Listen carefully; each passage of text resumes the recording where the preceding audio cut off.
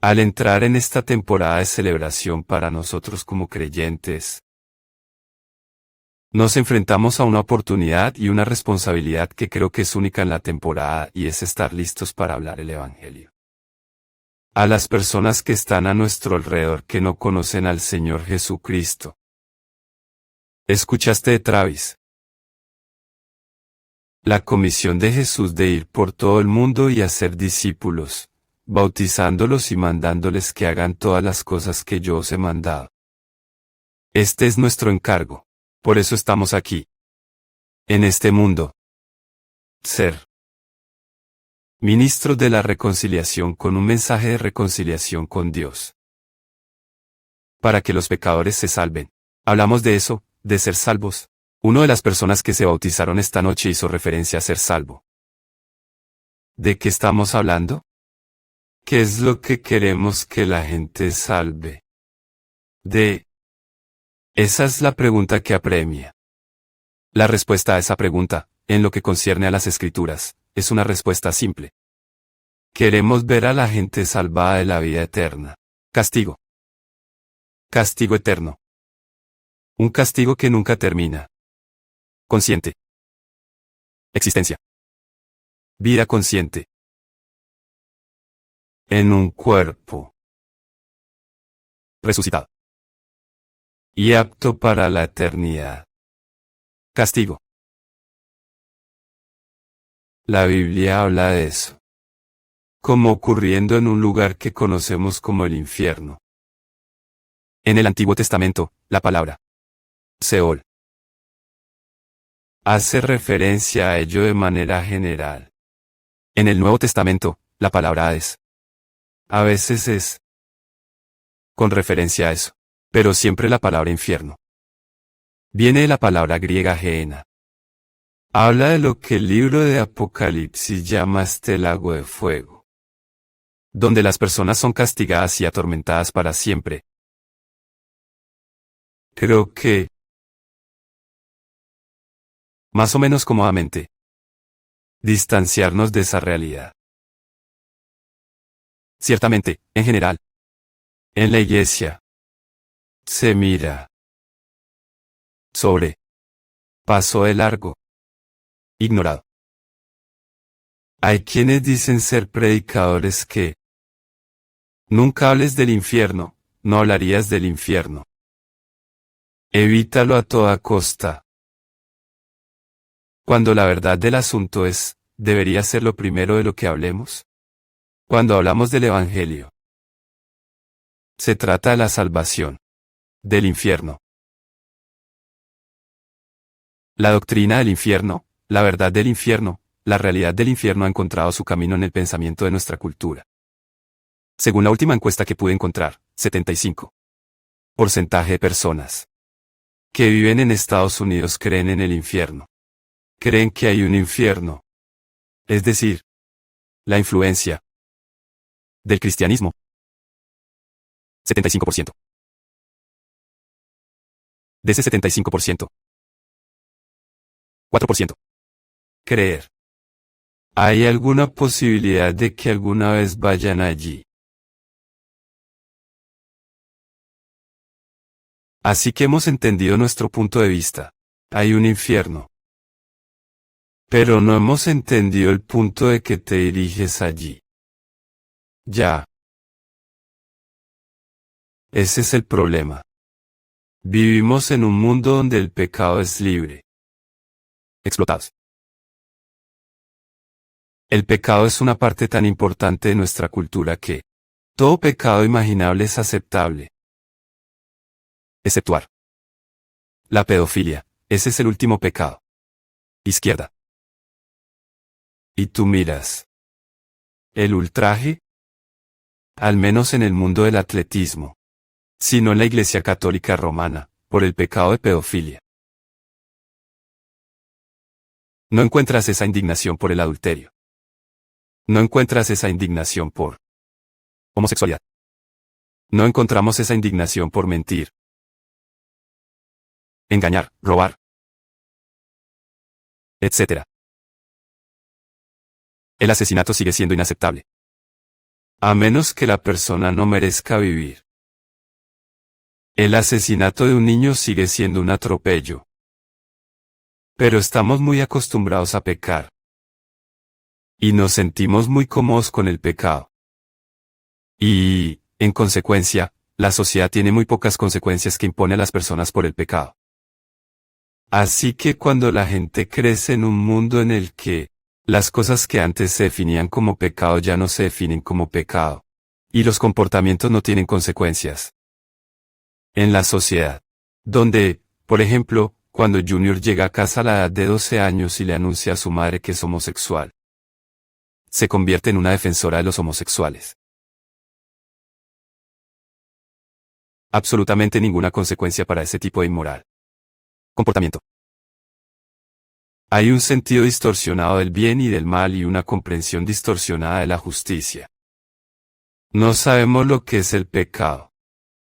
Excepto que el pecado nunca puede ser lo que yo hago. Puede ser, sin embargo, si lo que hago perjudica otra persona. Eso sería pecado. Pero cualquier acto que haga en sí mismo, soy libre de hacerlo y no debería haber ninguna consecuencia en absoluto. Y la verdad del asunto es que, si la cultura no impone consecuencias, y la familia no impone consecuencias, la sociedad no estigmatiza a las personas por el tipo de comportamientos que son pecaminosos. La gente se acostumbra a pecar sin consecuencias. Que cuando introduzca la idea de que pagarán en su totalidad, para siempre por cada pecado, eso es simplemente ajeno a su pensamiento. La gente peca sin consecuencias inmediatas. Y tratar de convencerlos de que de alguna manera hay, en el futuro, dentro de décadas, si viven, las consecuencias diferidas son difíciles de vender. Por ejemplo, es posible que desee tratar de convencer a alguien de Romanos 2, que dice que estás almacenando para ti mismo ira en el día de la ira y la revelación del justo juicio de Dios. No te estás saliendo con la tuya con nada. Ningún acto de fornicación, ningún acto de adulterio. No hay pecado en la mente, no hay pecado en el comportamiento, no hay pecado en los labios. Sin mentiras, sin engaños, sin trampas, no te vas a salir con la tuya. Eres solo acumulando iniquidades. Todo lo cual será confrontado y juzgado. Estás almacenando ira. Vas a necesitar tener un gran almacén para contener toda la ira que va a estallar sobre tu cabeza. Eso es algo muy difícil de convencer a la gente que está tan acostumbrada a pecar. Y al mismo tiempo, están tan acostumbrados a salirse con la suya. No solo están acostumbrados, puedo decir, a salirse con la suya en la cultura y en el mundo, pero los que profesan ser cristianos están acostumbrados a salirse con la suya en la llamada iglesia. Las llamadas iglesias son muy reacio a confrontar el pecado. Muy reacios a hacer la disciplina de la que habla la Biblia, para enseñar a la gente las consecuencias del pecado. Padres son muy reacios. Crear consecuencias significativas por los pecados de sus hijos. ¿Qué puede ser lo más importante, aparte del Evangelio, que su hijo aprenda? Que el pecado ha inmenso y consecuencias dolorosas. Necesitamos decirle a la gente que cada pecado no perdonado, cada pecado cometido por cada persona que rechaza a Jesucristo será justamente castigado por Dios para siempre, en un lugar llamado infierno. Esto no es nuevo. Esto es lo que dice la Biblia. Puedes volver a Moisés, puedes volver al Pentateuco, la primera sección de libros de la Biblia. En Deuteronomio 32, 22 dice así en la versión autorizada: se enciende fuego, dice Dios, en mi enojo, y arde hasta lo más bajo del infierno.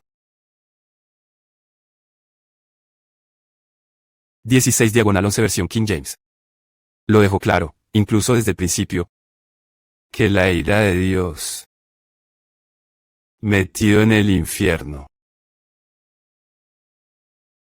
El sermón del primer Nuevo Testamento de nuestro Señor. Fue un sermón sobre el infierno. Jesús es un predicador del fuego del infierno. Escucho a la gente decir, bueno, no quiero hablar del infierno, eso es muy negativo. Jesús era un predicador del fuego del infierno. Mateo 5, su primer sermón como se presenta en el Nuevo Testamento. Versículo 22 del capítulo 5 de Mateo. Os digo que todo el que se enoja con su hermano será culpable ante el tribunal, y cualquiera que diga a su hermano, no sirves para nada, será culpable ante el tribunal supremo, y el que diga, necio, será culpable hasta el infierno de fuego. Aquí está Jesús llegando a Jerusalén. Y comenzando la primera parte de su ministerio, subiendo luego a Galilea. Y terminando su ministerio y donde quiera que iba, era un predicador del infierno. El sermón de la montaña se da en la ladera de una colina en Galilea. Habla del infierno de fuego como si supusiera que todo el mundo lo sabía. No tiene que darles una definición o una descripción. Era una parte muy conocida de su comprensión bíblica. El mismo sermón, versículo 29, si tu ojo derecho te hace tropezar, arráncalo y échalo de ti. Es mejor para ti perder una de las partes de tu cuerpo que para que todo tu cuerpo sea arrojado al infierno.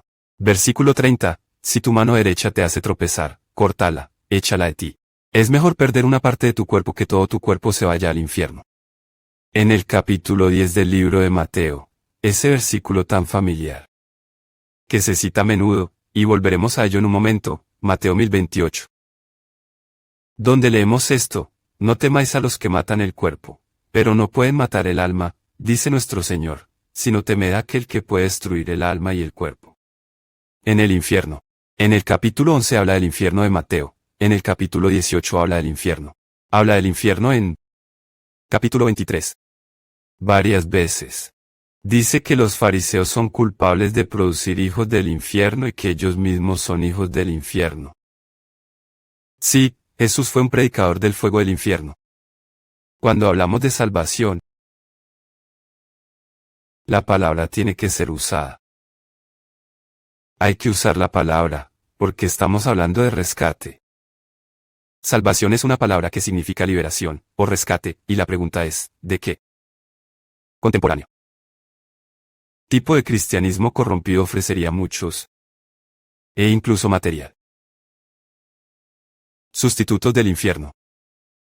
Diríamos que Jesús quiere salvarte de la soledad, o quiere salvarte de la falta de propósito, o quiere salvarte de la ansiedad, o quiere salvarte de la pobreza, o quiere salvarte de fracaso, o quiere salvarte de la enfermedad, o quiere salvarte de la decepción. No, Él desea salvarte del infierno. Del infierno de fuego, el lago de fuego que es eterno. El mensaje de las Escrituras es que la salvación es un rescate. Un rescate. Desde un lugar real. Llamado infierno. Jesús habló más sobre el infierno que cualquier otra persona en la Biblia. De hecho, Él habló más sobre el infierno que todos los demás en la Biblia combinados. Y lo definió como consciente. Eterno. Castigo. Consciente eterno. Castigo. Nuestro Señor Jesús creía en el infierno eterno. Hablaremos de algunas de las cosas que Él dijo al respecto en un momento. Hablaba continuamente del infierno y advertía a los pecadores que escapara. Infierno. Por su horrible realidad. Vayamos a Lucas 16 por un momento. Y en Lucas 16 tenemos a Jesús contar una historia sobre un hombre que se fue al infierno. Recordarán esto, había un hombre rico, Lucas 4 y 19, que habitualmente se vestía de púrpura y lino fino, viviendo alegremente en esplendor todos los días. Y había un pobre hombre llamado Lázaro, que estaba acostado a la puerta de su casa cubierto de llagas, y anhelando ser alimentado con las migajas que caían de la mesa del rico. Además, hasta los perros venían y le lamían las llagas. El pobre murió y fue llevado por los ángeles al seno de Abraham. Esa es una especie de referencia al Antiguo Testamento a un lugar de consuelo, un lugar de paz donde Abraham está y Abraham, por supuesto, fue un verdadero creyente como el padre de la fe que recibió justicia. Porque creyó. Así que esto sería ser el cielo. Y allí se fue el pobre hombre. El rico, en cambio, murió y fue enterrado en el Hades. Que, por supuesto, aquí se refiere al infierno por la forma en que se describe. Alzó los ojos estando atormentado. Y vio a Abraham de lejos y a Lázaro en su seno. Esta es una parábola y hay nombres que el Señor usa.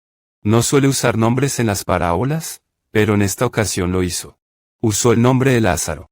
Y Abraham. Y este hombre rico que está sorprendido de haber terminado en el infierno. Gritó y dijo, Padre Abraham, ten piedad de mí y envía a Lázaro para que moje la punta de su dedo en agua y refresque mi lengua, porque estoy en agonía en esta llama. Así que ahora Jesús nos dice, este es un lugar al que vas después de la muerte. Este es un lugar de tormento. Este es un lugar de sed. Este es un lugar de agonía. Este es un lugar de fuego. Todo eso está en lo que acabamos de leer. Abraham dijo, Hijo, acuérdate de que durante tu vida recibiste tus cosas buenas, y de la misma manera, Lázaro cosas malas. Ahora le está siendo consolado aquí y tú estás en agonía. Y además de todo esto, entre nosotros y vosotros hay una gran abismo. Fijo. Para que los que quieran venir de aquí a vosotros no puedan y nadie pueda cruzar de allí a nosotros. Una vez que estés allí, estás ahí para siempre. No hay escapatoria. Esta es la palabra de nuestro Señor. Cuento. Describir. Infierno. Estaba equivocado el Hijo de Dios en eso. Tienen razón los negacionistas del infierno. Y hay muchos de ellos. Se ha vuelto popular en estos días negar la doctrina del infierno de una de tres maneras. De acuerdo. Te doy un poco de información sobre eso. Número 1. Es el punto de vista llamado aniquilacionismo. Aniquilacionismo. Esto dice los incrédulos. Dejan de existir. Cuando mueren, simplemente dejan de existir. Ya no existen. Que la Biblia no apoya. Ya que la Biblia habla de castigo eterno consciente. La segunda vista. Que se ofrece, y por cierto, la gente da argumentos muy sofisticados para ello. Leí un libro, 475 páginas sobre el aniquilacionismo, tratando de hacer el argumento del texto de las Escrituras llamado el fuego que consume. Y hay muchos otros. Muchos otros. Recientemente, un hombre llamado Robel escribió un libro que cuestionaba la doctrina del infierno y defendía un punto de vista aniquilacionista. La segunda posibilidad que se ofrece hoy en día es el universalismo. Universalismo. Esto dice que todos los incrédulos son al final salvos. No dejan de existir. Se salvan. Esta gente diría, sí, hay un infierno y aquí es donde se protegen contra el primero. Hay un infierno. Pero el infierno fue creado para el diablo y sus ángeles. Y eso es lo que dice, por supuesto, en el libro de Apocalipsis. Así que son los únicos que irán allí. En la Universidad Católica Romana, la Universidad de Fordham en Nueva York, hay un profesor de teología que dijo esto, está ahí, el infierno está, pero es posible que nadie vaya allí. Ese es un punto de vista universalista de que al final Dios va a salvar a todos. Eso no concuerda con las Escrituras porque todo el mensaje de las Escrituras es que los impíos son excluidos para siempre de la presencia de Dios. Y castigado para siempre. Si todos son salvos al final, entonces todo lo que habla en la Biblia del castigo eterno es incrédulo, increíble. Error. Así que, ya sea que todos los pecadores mueran, o que todos los pecadores sean salvos. Morir, dejar de existir, o ser salvo, todavía no explicas lo que la Biblia dice acerca del castigo eterno. Hay un tercer punto de vista. Lo llamaremos inclusivismo. Así que el aniquilacionismo. Universalismo. Inclusivismo, esa sería mi palabra. Algunas personas irán al infierno. Pero será la gente que escuchó el Evangelio y rechazó el Evangelio, y la gente que nunca escuchó el Evangelio no irá al infierno. Ellos serán salvos. Así que es una especie de inclusivismo. Los incrédulos que nunca escucharon el Evangelio serán salvos porque no son responsables por su situación. Se salvarán. El problema con eso es que no puedes ser salvo a menos que creas en Cristo. No hay salvación en ningún otro nombre en el nombre de Jesucristo. Universalismo. Tiene sus defensores, créanme. Hay muchos defensores del universalismo, pero tienden a negar la Biblia. Los inclusivistas que dicen que las personas que nunca escucharon el mensaje son los que serán salvos y no el resto tienen el mismo problema porque no tienen ningún apoyo para su punto de vista en la Biblia en absoluto. Y tienden a ser débiles en el punto de vista de las Escrituras y simplemente desechan los versículos que no les gustan. El punto de vista dominante es el primero que les di llamado aniquilacionismo y quiero hablar un poco de eso porque lo van a enfrentar en alguna parte. Es algo que está de moda. Es una idea popular. Algunos de los más notables. Útil, bendito. Maestros eficaces y capaces de la Biblia han dejado de ser. En el aniquilacionismo, o como a veces se le llama, el sueño del alma, es la idea popular porque se siente cómodo y se siente justo para las personas que lo defienden. Ahora bien, ¿cómo presentan su caso?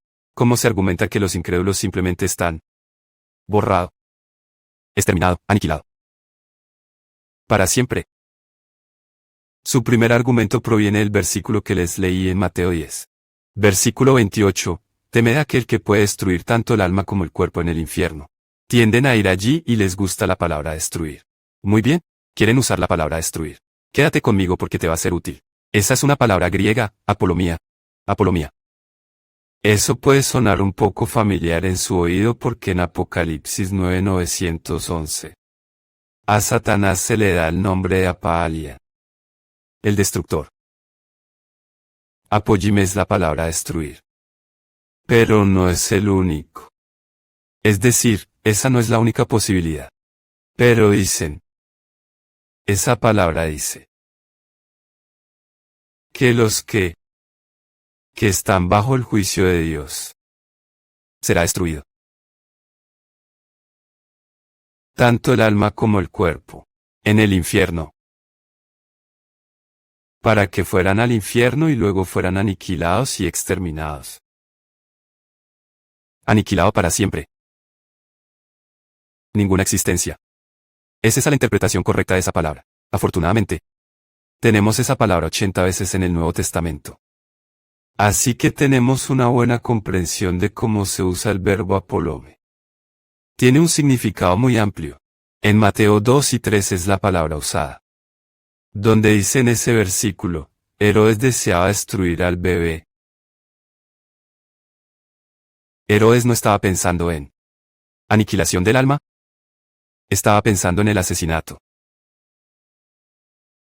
En Mateo 8 y 25. En el peligro inmediato de la tormenta. Los discípulos tienen miedo. Y tienen miedo de ahogarse. Así que en Mateo 825. La palabra apolomía tiene que ver con ahogarse. En Lucas 5 y 37. Oímos una parábola de Jesús acerca de poner vino nuevo en odres viejos. Y los odres se agrietan y se rompen, y ese es el mismo verbo, apolomé, odres arruinados. En Lucas 15 se usa 3 veces, habla de una oveja perdida, una moneda perdida y un hijo perdido. Así que la palabra puede significar matar, ahogar. Para ser inútiles, como en el caso de los odres. O perderse. Juan 6 y 27. Hay una declaración acerca de la comida que perece y es la palabra aponomia. Pereceros. Comida que está corrompida e inútil. En Juan 5 y 12. Nuestro Señor dice, ninguno de los que me has dado, Padre, ha perecido, sino el hijo de perdición. Judas pereció. Dejó de existir. No.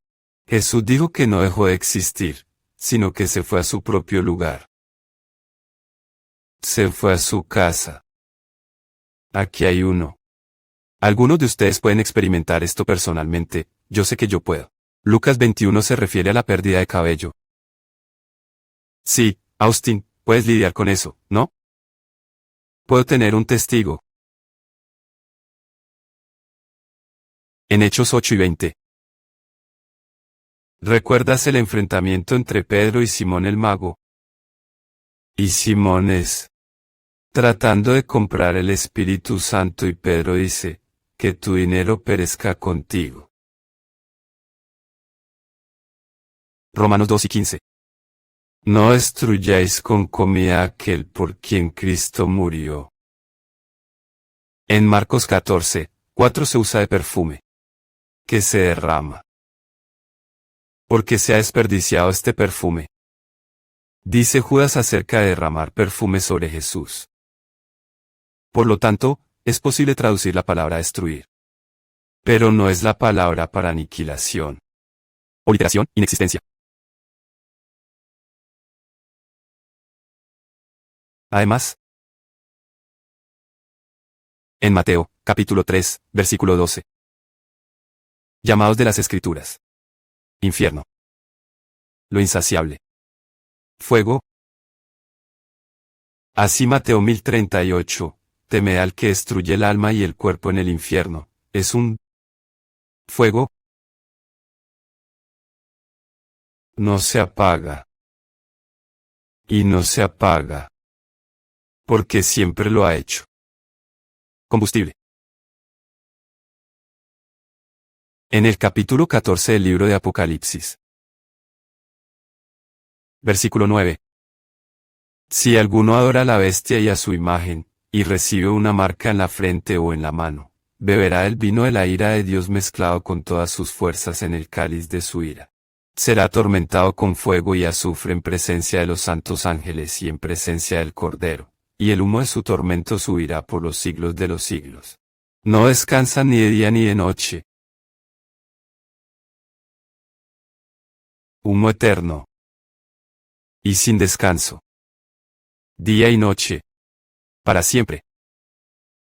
Así que no se puede hacer un caso de la palabra Apolo usada en Mateo 1028. Así que tratan de ir a otra palabra. Si nos fijamos en 2 Tesalonicenses. Capítulo 1. Y versículo 9.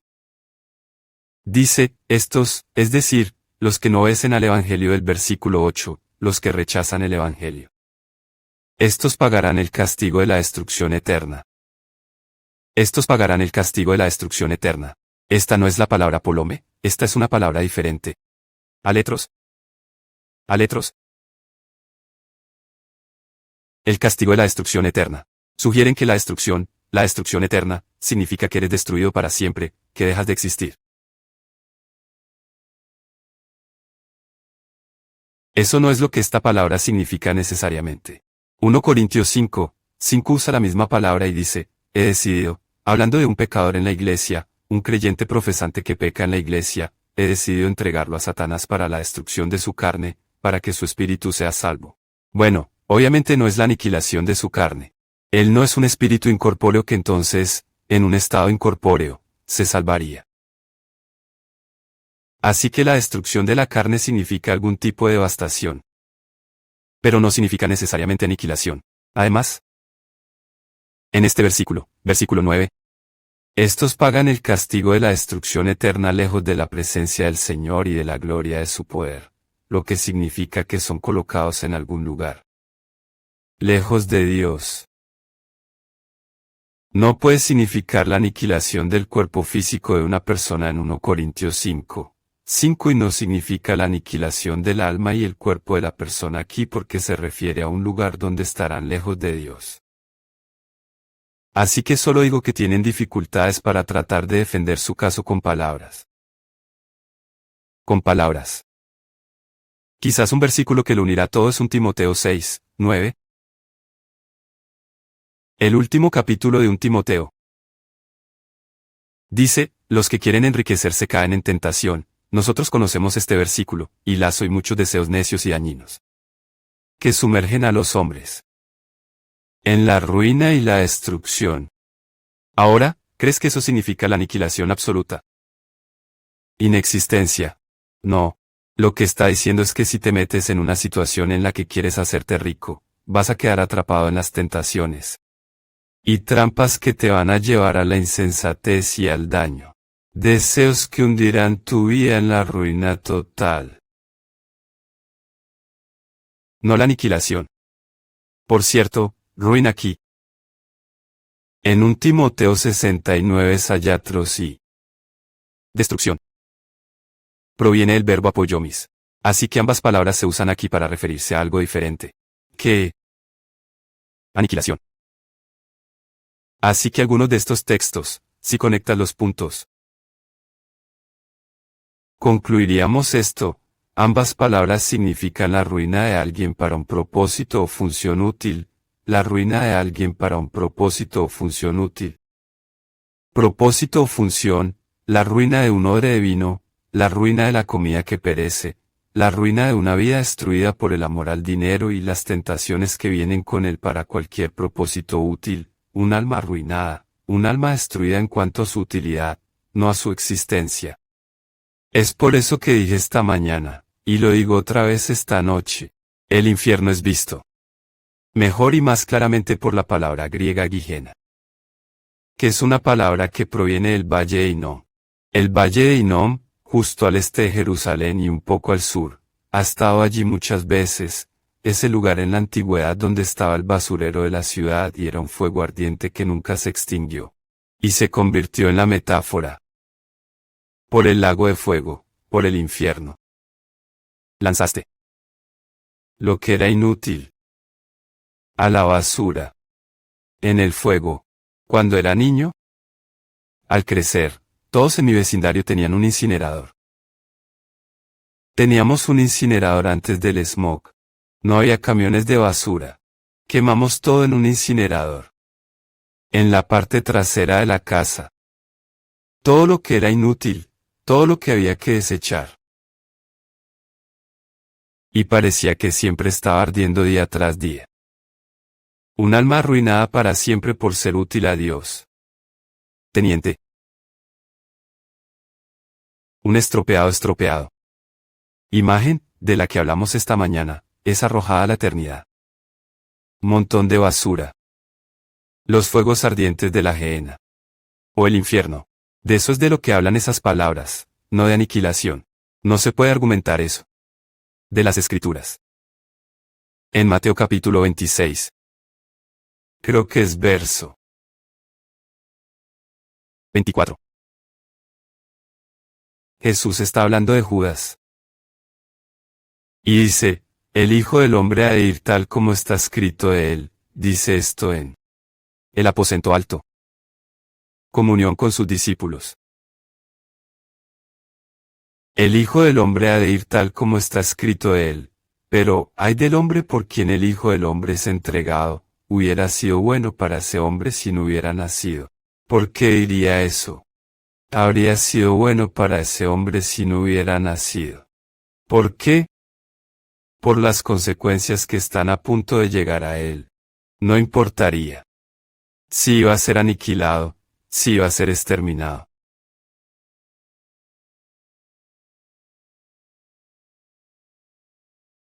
El infierno es eterno consciente.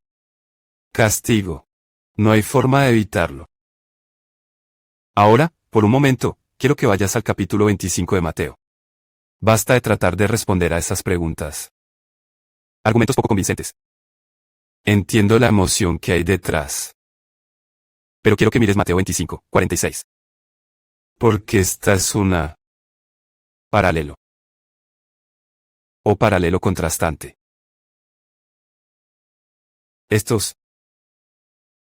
Nuestro Señor dice, irá al castigo eterno.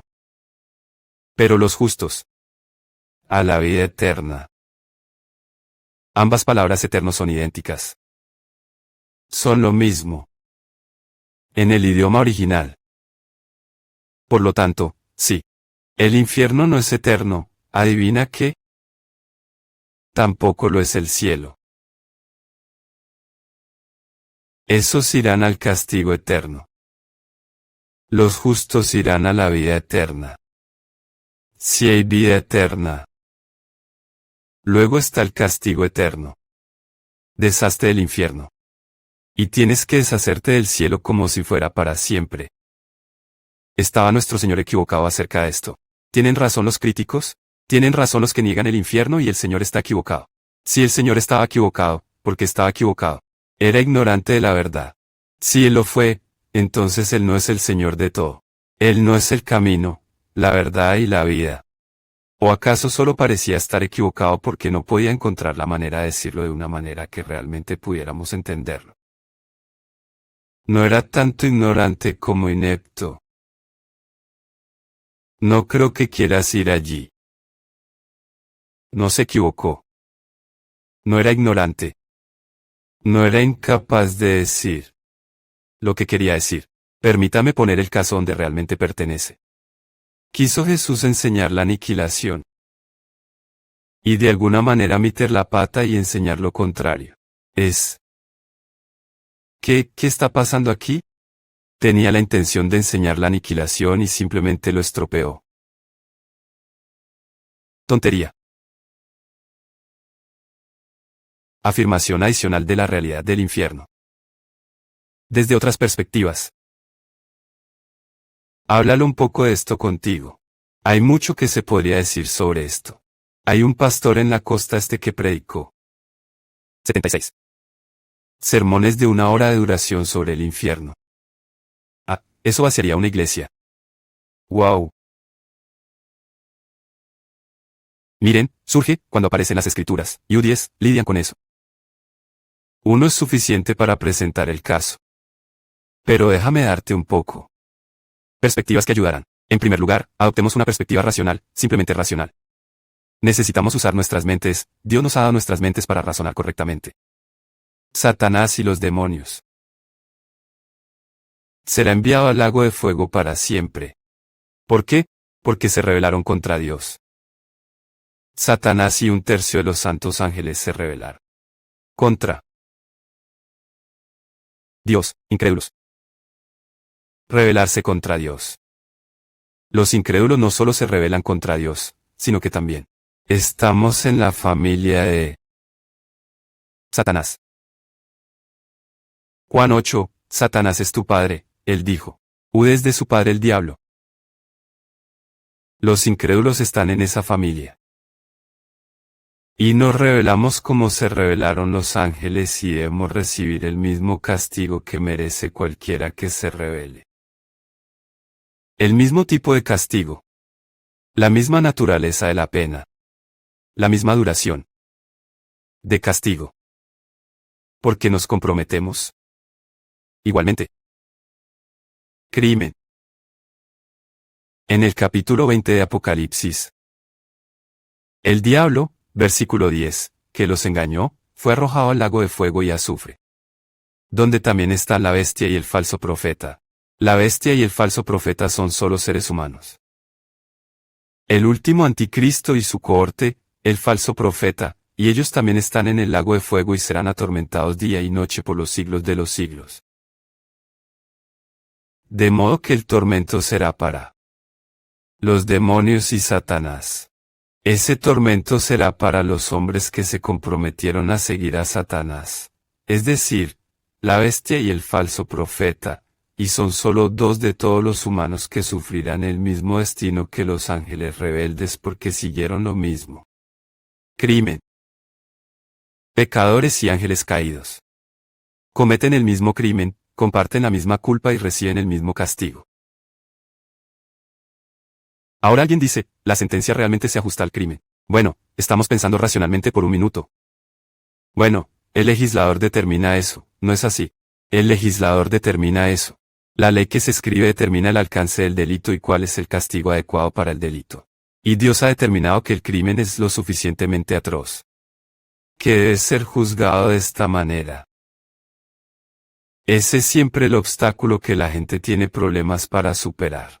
¿Cómo puede un pecado temporal o los pecados resultan en un castigo eterno? ¿Te parece excesivo? Déjame ayudarte con eso.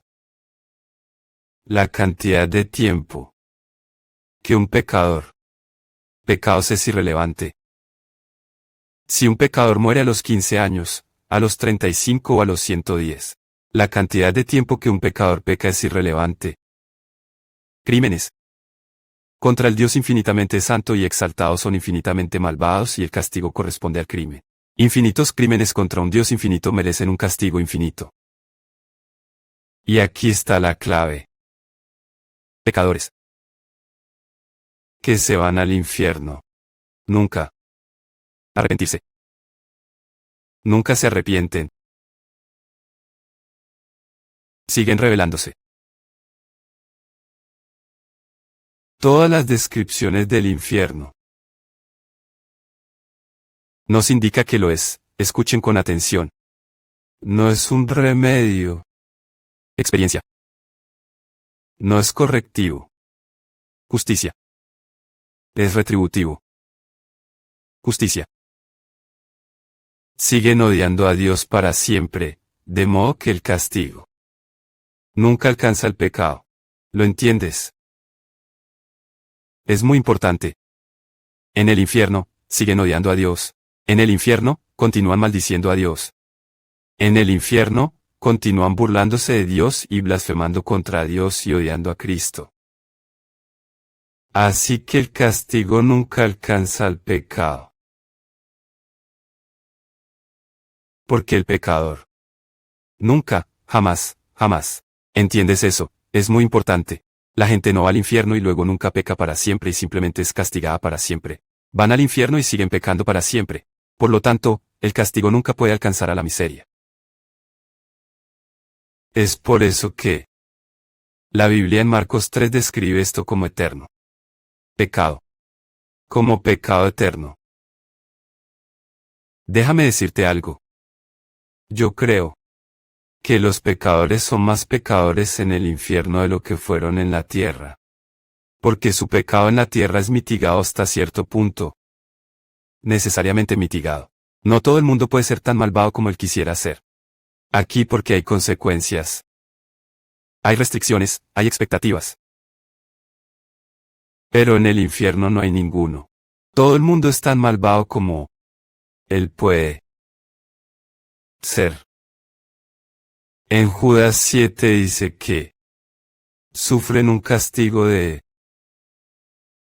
fuego. Y este juicio, según el versículo 15, están los impíos. Por todas sus obras impías que han hecho de una manera impía, y todas las cosas duras que los pecadores impíos han hablado contra él. La palabra impío se usa repetidamente allí y cuando llegan al infierno, son tan impíos como siempre lo fueron, de hecho, más en ese ambiente sin restricciones. Siguen siendo castigados porque continúan eternamente su rebelión. Permítame hablar de ello solo por un momento desde un punto de vista teológico. Ese es un enfoque racional, entendiendo lo que dicen las Escrituras, un enfoque teológico. Y eso sería entender la naturaleza de Dios. El honor y la gloria de Dios se manifiestan en el castigo de los malvados.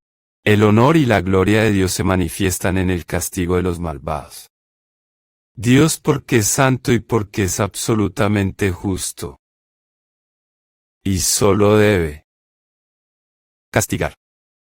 Pecado. Escuchar. Hay muchas porciones de las Escrituras que podríamos ver, pero aquí está Isaías 66. Versículos 22 al 24. Donde el Señor dice, así como los cielos nuevos y la tierra nueva que yo hago perdurarán delante de mí, dice el Señor, así perdurará tu descendencia y tu nombre. En otras palabras, vas a vivir para siempre en el nuevo cielo y en la nueva tierra. Será de luna nueva en luna nueva y de sábado en sábado, y toda la humanidad vendrá a postrarse ante mí, dice el Señor. Entonces saldrán y mirarán los cadáveres de los hombres que han transgredido contra mí. Su gusano no morirá, su fuego no se apagará. De nuevo, eso es Isaías 66. diciendo, a causa de lo que los hombres me han hecho, experimentarán un fuego eterno. Una vez más, es el carácter de Dios lo que está en juego. Daniel 12. Nos dice en el versículo 2 que muchos despertarán a la vida eterna. Al final, otros para deshonrar a un eterno desprecio. Mateo 18 lo llama un fuego eterno. Y un infierno de fuego. Mateo 25 se refiere al fuego eterno preparado para el diablo y sus ángeles. Creo que dije Apocalipsis antes, es Mateo 20. 5. Estamos familiarizados con todo esto. Y el infierno es el infierno de Dios, donde castiga a los que se niegan a darle honor y gloria. Él actúa en el mundo para revelar su gloria. Y los hombres rechazan esa gloria y pagan por ese rechazo. El infierno no es remedio, no tiene ningún efecto correctivo.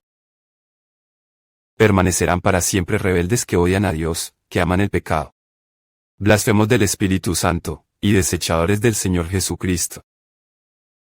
Si hay alguna satisfacción en el infierno, si es que hay alguno cumplimiento de cualquier cosa en el infierno, es que pueden ser tan malvados como quieran ser sin restricción. Porque no hay influencia de Dios. Por lo tanto, la cuestión teológica es importante. El infierno es para los que odian a Dios. Actúan en contra de su misericordia. Actúan en contra de su gracia. Actúan en contra de su santidad. Actúan en contra de su soberanía. Actúan en contra de su gloria. Y lo seguirán haciendo para siempre. Luego, en tercer lugar, podríamos verlo bíblicamente. En primer lugar, podemos verlo racional y teológicamente, estos se superponen un poco. Pero la última es bíblica. ¿Qué dice la Biblia? Bueno, lo hemos puesto toda clase de escrituras. Creo que una de las cosas más interesantes de demonios, al menos para mí, es Eclesiastés 9 y 10. Dice esto: lo que sea que tu mano encuentre para hacer, hazlo con todas tus fuerzas, porque no hay actividad, ni planificación, ni conocimiento, ni sabiduría en el Seol. ¡Wow! Eso suena a aburrimiento eterno. No. Actividad. Sin planificación. Sin aprendizaje. No, nada. Sin anticipo. En absoluto. Trabajo 10. Los versículos 21 y 22 describen el infierno como oscuridad eterna. Lo mismo ocurre con Mateo 8 y 12 y Mateo 10 y 13, un lugar de oscuridad eterna. Una vez más, Mateo 8 y 12 y Mateo 10 y 13 lo describen como un lugar de dolor eterno. Dolor eterno. Hay un pasaje de las Escrituras fuera del Nuevo Testamento que creo que es probablemente uno que se pasa por alto demasiado. Y es un pasaje de Ezequiel. Muy interesante. Versículo 17. En el año 12, 15 del mes, vino a mí la palabra del Señor diciendo: Hijo de hombre, llora por las multitudes de Egipto, y derribarlo. Ella y las hijas de las naciones poderosas al inframundo con los que descienden al abismo. Estas naciones están bajando al infierno. Bajar. Y haz tu lecho con los incircuncisos. Las naciones, los gentiles, caerán en medio de los muertos a espada. Ella se ha entregado a la espada, hablando de Egipto específicamente aquí. La han arrastrado a ella y a todas sus hordas. Los fuertes entre los poderosos hablarán de él y de sus ayudantes desde en medio del Seol. Aquí están las hordas y las fuerzas de los paganos. Egipto termina en el infierno. Han bajado. Yacen inmóviles, los incircuncisos muertos por la espada. ¿Y adivina qué? Asiria está allí y toda su compañía, sus sepulcros están alrededor de ella. Todos ellos son asesinados, caídos por la espada. Sus tumbas se encuentran en la parte más remota de la fosa. Elim está allí, versículo 24, y todos sus tesoros. 26, Mesac, Tiubal, todos sus tesoros están allí. Su sepulcro lo rodean, todos ellos muertos a espada incircuncisos.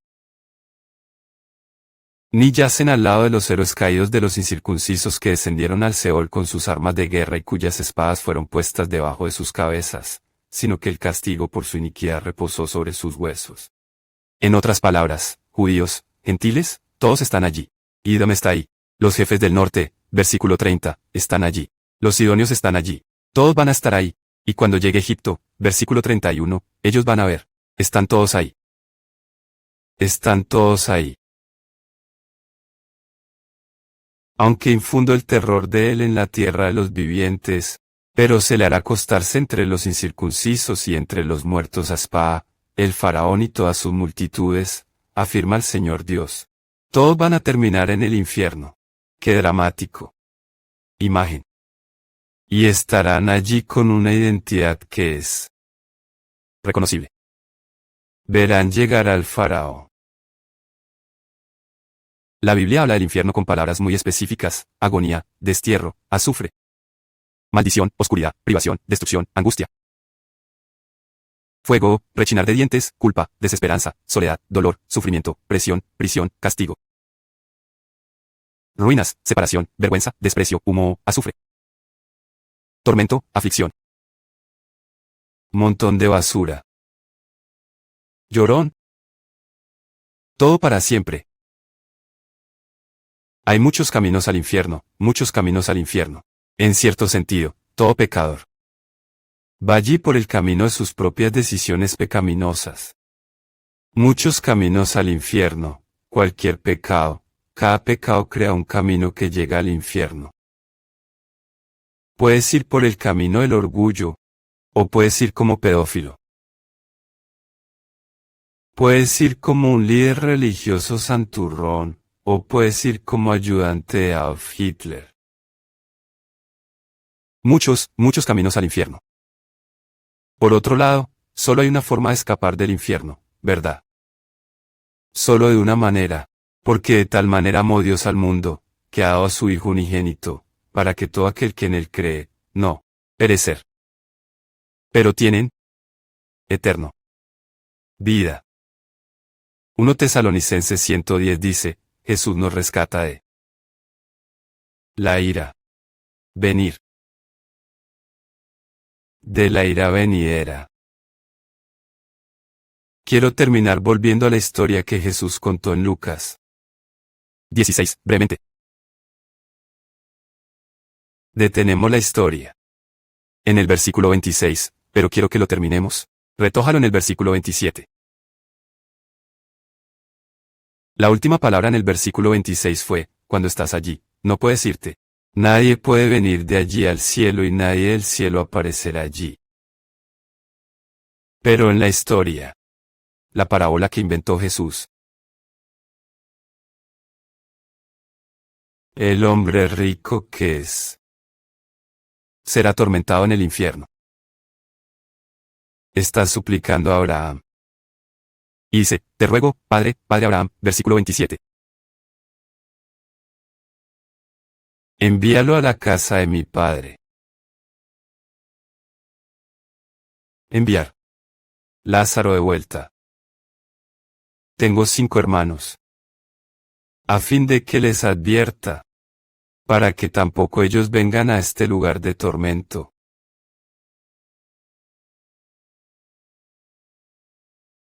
Y Abraham dijo: tienen a Moisés y a los profetas. Que los escuchen. Esa es una referencia a las Escrituras. Pero él dijo: no, padre Abraham, pero si alguien va a ellos de entre los muertos, se arrepentirán. Pero él le dijo: si no escuchan a Moisés y a los profetas, no se dejarán persuadir. Incluso si alguien se levanta de entre los muertos. ¿Cómo se evangeliza a la gente? Tú los conduces a las Sagradas Escrituras. Incluso una persona que regresa de entre los muertos no los persuadiría si no están dispuestos a escuchar las Escrituras. La gente tonta piensa que puede persuadir a la gente en el camino al infierno para que cambie por el estilo de su guardarropa, o el estilo de su música, o el estilo de su música. Tipo de ambiente que crean. ¡Qué tontería! Si no escuchan las Escrituras, no se dejarán persuadir. Las Escrituras son las únicas medios persuasivos que el Espíritu Santo usa para regenerar y rescatar almas del infierno. Así que, conociendo el Evangelio bíblico, eso es lo que debemos. Esa es la escritura. Así que el próximo domingo por la noche, vamos a pasar de guardado de que has salvado porque habla de la importancia y el carácter esencial del Evangelio. Padre, ha sido un día maravilloso para nosotros y, de alguna manera, es un día triste. Realidad de la que hemos hablado esta noche en una temporada, pero esto es necesario. Tenemos que ver a la gente, como dijo el apóstol Pablo, él no vio a nadie según la carne. Una vez que vino a Cristo, no vio a nadie según la carne. En otras palabras, no tomaba a la gente en su aspecto físico.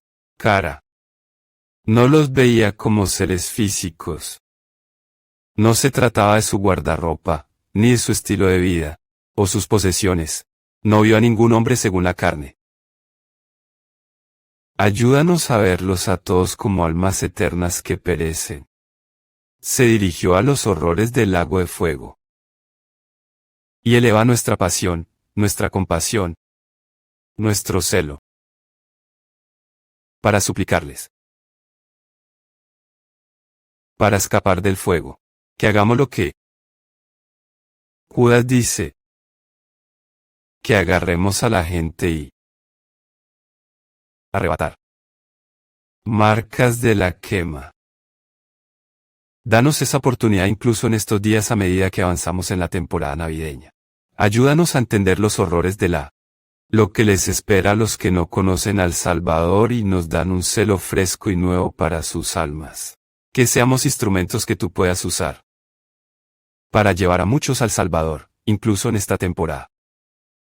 Te damos gracias por este privilegio, y el poder del Espíritu y la verdad de la palabra que nos permite ser usados de esta manera.